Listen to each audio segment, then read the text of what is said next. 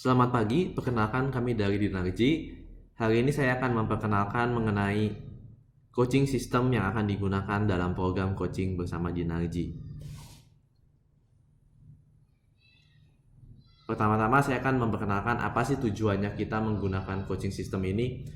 Satu, kita ingin membantu Bapak Ibu dalam memonitor progres coaching. Jadi, kalau kita menggunakan kertas, mungkin ada kalanya ketika kita di sesi kedua, ketiga, kertasnya hilang dan kita lupa apa yang kita sudah kerjakan. Tapi dengan menggunakan sistem ini diharapkan semuanya terrecord dengan baik dan membantu Bapak Ibu untuk melihat apa yang sudah dicapai. Yang kedua adalah memudahkan akses data. Jadi nanti Bapak Ibu akan bisa juga melihat hasil asesmennya yang sudah diterima di kelas. Tujuan akhirnya adalah memastikan bahwa proses coaching Bapak Ibu bisa berjalan dengan lebih efektif karena kita bisa memastikan atau melihat progres yang sudah Bapak Ibu capai. Hari ini apa yang akan kita lakukan? Hari ini kita akan mempelajari bagaimana kita melakukan kelima step ini. Mulai dari kita mengaktifasi account sampai kita akan belajar membuat action plan. Pertama-tama, mari kita coba akses dulu websitenya, yaitu coaching.dinarji-indonesia.id. Perlu diperhatikan bahwa website ini hanya bisa langsung diketikkan di URL, jadi tidak bisa menggunakan bantuan web browser seperti Google ataupun Yahoo. Jika sudah masuk, silakan masukkan alamat email perusahaan Bapak Ibu sekalian dan masukkan password defaultnya adalah 1234 dan bukan password email kantor. Jika sudah, maka Bapak Ibu akan didirect ke halaman untuk Bapak Ibu bisa melengkapi data diri. Jadi kalau misalkan Bapak Ibu lihat, page-nya kurang lebih akan seperti ini. Kita akan sama-sama isikan. Jadi pertama-tama yang perlu Bapak Ibu isikan adalah nama lengkap, kemudian nama panggilan. Nama panggilan ini adalah nama yang akan muncul di dalam fiturnya coach, sehingga Bapak Ibu akan dikenal oleh coach-nya berdasarkan nama panggilannya. Kemudian jenis kelamin, tanggal lahir, nomor handphone, email, kemudian agama. Ini juga kita isikan untuk memastikan bahwa sesi coaching yang berlangsung tidak bentrok dengan hari rayanya Bapak Ibu sekalian. Kemudian mulai bekerja. Berhenti bekerja jangan diisikan tentunya karena Bapak Ibu masih ada di tempat ini saat ini. Nanti ini akan kami isikan untuk kepentingan administrasinya kami saja jika ada perubahan di dalam struktur organisasinya Bapak Ibu. Kemudian terakhir adalah password, diisikan dengan password selain 1234 dengan minimal 8 karakter. Jika sudah, silakan klik submit untuk memastikan bahwa datanya tersimpan. Jika sudah, tentunya Bapak Ibu akan didirect ke dalam homepage-nya dan tentunya sifatnya masih kosong. Jika sudah, kita akan mulai dengan mengisikan penetapan tujuan atau goal setting. Nah, penetapan tujuan ini bisa Bapak Ibu akses. Bagi Bapak Ibu yang menggunakan komputer, ada menu di pojok kanan atas dan silakan pilih penetapan tujuan. Untuk Bapak Ibu yang menggunakan mobile version, silakan lihat pada pojok kiri atas, di sana ada strip 3 dan kalau diklik akan muncul menu, silakan pilih juga penetapan tujuan. Jika sudah diklik, kurang lebih menunya akan seperti ini. Namun di dalam page-nya Bapak Ibu tentunya baru ada sesi 1. Sesi 2 dan sesi 3 baru akan ada jika coach sudah menutup sesi 1 dan membuatkan tanggal untuk sesi yang berikutnya. Jadi nanti tanggal ini akan bertambah seiring dengan proses coaching yang Bapak Ibu jalani. Sekarang kita akan tentunya klik pada sesi yang pertama. Silahkan klik pada mengisi pada kolom yang tindakan. Jika sudah diklik, kurang lebih page-nya akan menjadi seperti ini. Baik, sekarang kita akan mulai mengisikan kolomnya satu persatu. Kita akan mulai dari kolom yang tujuan. Jadi pertama-tama jika Bapak Ibu lihat di sini ada baris yang berwarna merah dan juga baris yang berwarna orange. Baris yang berwarna merah ini bisa dibilang 3 tujuan pertama yang kita anggap sebagai primary goals. Jadi ini adalah tujuan yang diutamakan di dalam setiap sesi coachingnya. Sedangkan untuk tujuan nomor 4 dan 5 ini kita anggap sebagai secondary goals-nya kita. Namun dalam hal ini apabila Bapak Ibu hanya ingin misalkan membuat 1 atau 2 tujuan saja, hal ini pun masih diperbolehkan. Jadi apa sih yang pertama kali kita isikan di kolom tujuan? Pada kolom tujuan kita menuliskan tujuan apa yang ingin kita capai di dalam sesi coaching. Jadi kita bisa ambil dari lembar motivasi pribadi, action plan, atau bagi Bapak Ibu yang menggunakan di platform bisa pun kita memasukkan tujuan dari Mindpal-nya kita. Nah, dalam kita membuat tujuan, kita pun bisa menambahkan hashtag. Hashtag ini nanti akan saya jelaskan lebih lanjut mengenai apa sih fungsinya hashtag tersebut. Kemudian apabila kita sudah selesai menuliskan tujuan, kita membuat indikator suksesnya. Indikator sukses bisa dikatakan sebagai apa yang menjadi kondisi penentu tercapainya suatu tujuan. Jadi indikator sukses ini juga kita limit sekitar kurang lebih 10 kalimat untuk memastikan bahwa indikator suksesnya memang betul-betul spesifik. Untuk kolom yang tujuan yang sebelumnya, kita bisa tuliskan sepanjang apapun yang kita inginkan. Namun kembali lagi, semakin spesifik akan semakin baik.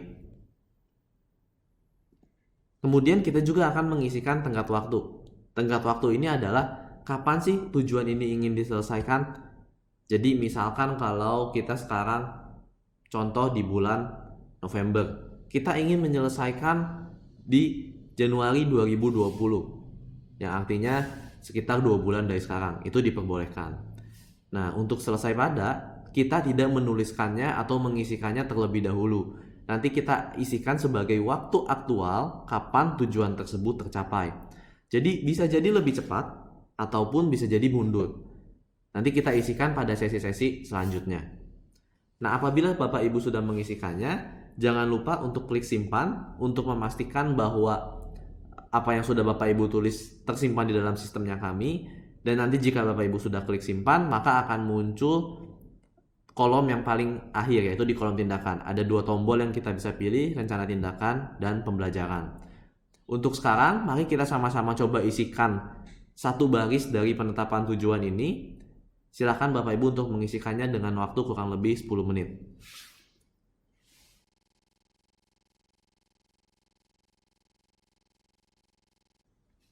Jika sudah, kita akan melanjutkan dengan membuat rencana tindakan. Jadi pertama-tama rencana tindakan ini adalah action plan ataupun tindakan spesifik yang akan kita lakukan guna mencapai tujuan yang sudah kita tetapkan. Jadi di dalam action plan ini setiap tujuan akan kita buatkan action plan-nya. Jadi kalau misalkan Bapak Ibu punya 3 tujuan, maka Bapak Ibu akan membuat 3 action plan yang berbeda. Nah, sekarang kalau misalkan Bapak Ibu klik rencana tindakan, kurang lebih page-nya akan muncul seperti ini. Akan ada 4 kolom yang kita isikan dengan baris pada bagian atas itu adalah tujuan yang sudah kita tulis sebelumnya. Jadi pertama-tama kita akan mulai dengan menuliskan rencana tindakan. Rencana tindakan dituliskan dengan tindakan secara spesifik apa yang ingin kita lakukan untuk mencapai tujuan tersebut. Jadi kalau Bapak Ibu lihat di page-nya Bapak Ibu bisa sampai 7 rencana tindakan untuk 1 tujuan. Nah, sama kita pun bisa menggunakan hashtag di dalam rencana tindakan. Apabila ini sudah ditulis, kita lanjutkan pada kolom bagaimana caranya. Kalau bagaimana caranya ini kita tuliskan dengan langkah-langkah konkret dan spesifik secara lebih terperinci dari rencana tindakan yang sudah kita buat. Jadi bisa dikatakan kolom rencana tindakan ini adalah garis besar dari tindakan yang akan kita lakukan dan langkah-langkahnya kita tuliskan pada bagaimana caranya. Sama, kolom ini pun sifatnya unlimited, jadi Bapak Ibu bisa tuliskan seberapa banyak pun yang Bapak Ibu perlukan. Kolom yang ketiga kita tuliskan dengan siapa yang dapat menolong. Jadi kita bisa tuliskan jika ini berhubungan dengan departemen tertentu atau berhubungan dengan atasan kita bisa tuliskan secara spesifik pada kolom ini. Nah, apabila memang tidak ada yang dapat menolong, kita bisa isikan dengan tanda garis ataupun kita bisa tulis diri kita sendiri. Kolom yang paling terakhir kita masukkan tanggal kapan rencana tindakan ini akan dilaksanakan. Jika ini adalah sesuatu yang sifatnya berulang, maka kolom ini kita akan lakukan dengan kapan pertama kali kita akan melakukan tindakan tersebut. Jika sudah sama, silakan kita klik tombol simpan untuk memastikan bahwa apa yang Bapak Ibu tulis tersimpan dengan baik di dalam sistemnya kami. Baik, sekarang silakan kita coba mengisikan rencana tindakan dari satu tujuan saja, yaitu tujuan yang sudah Bapak Ibu klik saat ini. Silakan mengisikan satu baris saja selama 10 menit. Baik, jika sudah, ini adalah hal yang akan Bapak Ibu lakukan selama sesi-sesi coaching ke depannya. Nah, memang di sesi coaching yang ke depannya kita akan selalu memulai dengan mengisikan kembali tujuan dan juga membuat action plan. Tentunya jika ada goal-goal dari Bapak Ibu yang sifatnya long term, misalkan di sesi yang pertama, Bapak Ibu bisa menuliskan goal yang sama di sesi yang kedua untuk dilanjutkan. Bisa di copy paste, ataupun jika ada hal yang perlu direvisi, Bapak Ibu bisa menuliskannya kembali. Jadi mohon untuk didiskusikan dengan coachnya apakah perlu ada perubahan mungkin ataupun penyesuaian.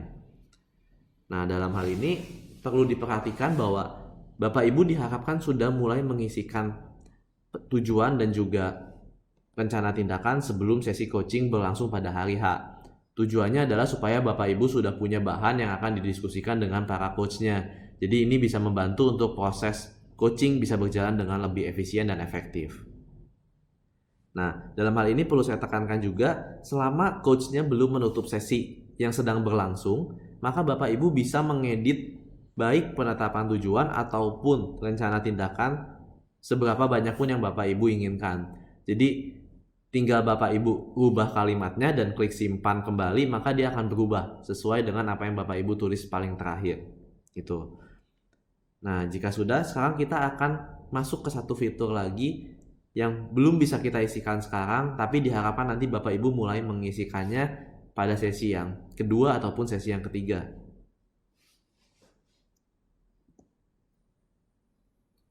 Jadi, kalau Bapak Ibu lihat tadi di penetapan tujuan, di sebelah rencana tindakan ada tombol pembelajaran. Nah, kalau kita klik saat ini, kurang lebih nanti page-nya akan seperti ini. Jadi sama, untuk setiap tujuan kita bisa menuliskan pembelajarannya masing-masing. Ada 4 kolom di sini, yaitu mengenai apa yang dicapai, bagaimana caranya, pembelajaran yang didapat, dan juga catatan pribadinya Bapak Ibu. Saya akan menjelaskan satu persatu apa yang bisa kita isikan pada kolom-kolom ini. Pertama, apa yang dicapai. Diisikan dengan langkah-langkah atau rencana tindakan yang dikerjakan oleh Bapak Ibu dan melihat apa saja yang sudah dicapai dari tujuan tersebut. Jadi mungkin belum tentu 100% sudah tercapai, tapi at least kalau sudah ada progres, kita bisa menuliskannya di sini. Dan kemudian bagaimana caranya ini adalah langkah konkret apa yang sudah Bapak Ibu benar-benar lakukan sehingga ada progres nih di dalam tujuan ini. Jadi kalau kita bandingkan dengan yang rencana tindakan, apakah yang terjadi adalah sama atau mungkin berbeda? Jadi ini hal yang benar-benar bisa kita tulis lagi di sini. Nah, ketiga adalah pembelajaran yang didapat. Ini kita tuliskan dengan apa sih insight yang kita miliki dengan kita melakukan rencana tindakan ini. Apakah mungkin ternyata kita bisa menemukan, oh ternyata hal ini mampu membuat tim saya lebih engage. Atau mungkin kita menemukan, oh ternyata cara ini kurang berhasil, mungkin saya perlu mengganti cara saya. Dan terakhir adalah catatan. Catatan ini adalah catatan-catatan pribadi yang bisa kita tuliskan juga di dalam rencana tindakan kita secara spesifik ataupun tujuan kita yang ada. Jika sudah sama, silakan klik simpan untuk memastikan bahwa apa yang Bapak Ibu tulis tersimpan di dalam sistem. Sekarang saya akan menjelaskan mengenai beberapa fitur yang kita miliki juga di dalam coaching system yang diharapkan juga bisa membantu Bapak Ibu. Pertama adalah assessment awal, kedua pesan, ketiga hashtag yang tadi sempat saya singgung, dan juga terakhir adalah mengenai ucapan selamat. Yang pertama adalah assessment awal. Assessment awal ini adalah hasil assessment yang sudah Bapak Ibu pernah isi sebelumnya, yang bisa kita lihat nanti pada coaching system ini. Jadi kalau di kelas Bapak Ibu mungkin menerimanya dalam bentuk kertas ataupun dalam bentuk file. Nah, nanti file yang sama ataupun hasil yang Bapak Ibu terima akan kami upload ke dalam sistem sehingga nanti Bapak Ibu bisa langsung lihat di dalam sistemnya. Jadi coach pun akan bisa melihat hasil asesmennya Bapak Ibu untuk nanti bisa didiskusikan mengenai halnya lebih lanjut. Kedua adalah fitur pesan. Ini adalah fitur chat one on one dengan coach, antara Bapak Ibu dengan coachnya. Dan apabila sifat coachingnya adalah grup coaching, mungkin Bapak Ibu juga bisa menggunakan grup WA pribadi ataupun grup pada fitur media sosial lainnya untuk membantu proses komunikasinya Bapak Ibu. Jadi ini adalah fitur yang kami sediakan, namun jika Bapak Ibu ingin menggunakan media komunikasi lainnya tentunya diperbolehkan. Yang ketiga adalah fitur hashtag. Jadi tadi seperti yang sudah saya sempat jelaskan, pada penetapan tujuan ataupun rencana tindakan ataupun nanti di pembelajaran, Bapak Ibu bisa menggunakan hashtag tertentu. Ada beberapa contoh hashtag yang mungkin kita bisa gunakan, misalnya hashtag empati, hashtag keberanian, hashtag roket motivasi, hashtag STM, hashtag ayau. Itu adalah contoh-contoh hashtag yang bisa kita gunakan di dalam coaching system ini. Ataupun hashtag-hashtag yang mungkin saya belum sempat sebutkan tadi. Jadi tujuannya adalah untuk membantu kami mengenali apa yang sedang menjadi tujuan yang ingin Bapak Ibu capai saat ini. Jadi kita bisa lihat apakah ini merupakan tantangan yang sedang Bapak Ibu hadapi ataupun mungkin sesuatu yang memang diperlukan di dalam organisasinya Bapak Ibu. Jadi ini membantu kami untuk mengambil data dan juga bisa memberikan rekomendasi kepada perusahaan mengenai apa yang bisa perusahaan bantu agar Bapak Ibu bisa lebih efektif dalam kesehariannya. Terakhir, jika Bapak Ibu sudah berhasil menyelesaikan coaching hingga sesi yang terakhir, Bapak Ibu akan menerima ucapan selamat dari kami sebagai tanda bahwa sesi coachingnya sudah selesai. Dalam proses coaching ini, ada beberapa ketentuan yang perlu diperhatikan oleh Bapak Ibu. Jadi, pertama-tama Bapak Ibu tadi sudah menandatangani surat perjanjian coaching dengan coachnya masing-masing. Tentu kalau dilihat sudah ada tanggal-tanggal yang tertera. Dan dalam hal ini ada beberapa ketentuan juga yang perlu saya terangkan. Pertama, sesi-sesi yang sudah tertera di dalam tanggal itu adalah sesi yang sifatnya tatap muka. Jadi kita tidak bisa menggunakan sistem ini saja tanpa tatap muka untuk mengatakan bahwa Bapak Ibu sudah mengikuti proses coaching. Jadi ini hanya berupa platform. Jadi bukan berarti ketika Bapak Ibu sudah mengisi dalam sistem artinya proses coaching sudah terjadi. Proses coaching baru terjadi ketika Bapak Ibu tatap muka dengan coachnya. Apabila dimungkinkan untuk dilakukan reschedule, maka reschedule hanya bisa dilakukan H-2 sebelum tanggal yang sudah disepakati. Jadi mohon jika ada perubahan silakan untuk didiskusikan dengan coachnya minimal H-2. Dan pastikan juga bahwa di dalam sesi yang di reschedule setidaknya semua grup bisa hadir juga supaya coachnya bisa lebih efisien dalam membantu Bapak Ibu. Terakhir adalah jika Bapak Ibu tidak hadir tanpa keterangan selama beberapa kali, maka Bapak Ibu dapat diusulkan untuk di-drop dari program coaching ini. Tentunya hal ini sayang sekali jika Bapak Ibu sampai di-drop karena tentunya perusahaan sudah berinvestasi untuk perkembangan Bapak Ibu. Jadi silakan dimanfaatkan semaksimal mungkin supaya hasilnya juga maksimal. Baik, itu saja yang ingin saya sampaikan. Silakan jika Bapak Ibu memiliki pertanyaan bisa langsung ditanyakan di tempat ataupun selama perjalanan Bapak Ibu ada pertanyaan silakan tanyakan kepada Pak Aris Sabto, bisa dilihat pada email berikut ini ataupun langsung telepon pada nomor teleponnya di Narji. Baik, terima kasih atas perhatiannya. Selamat melanjutkan aktivitas.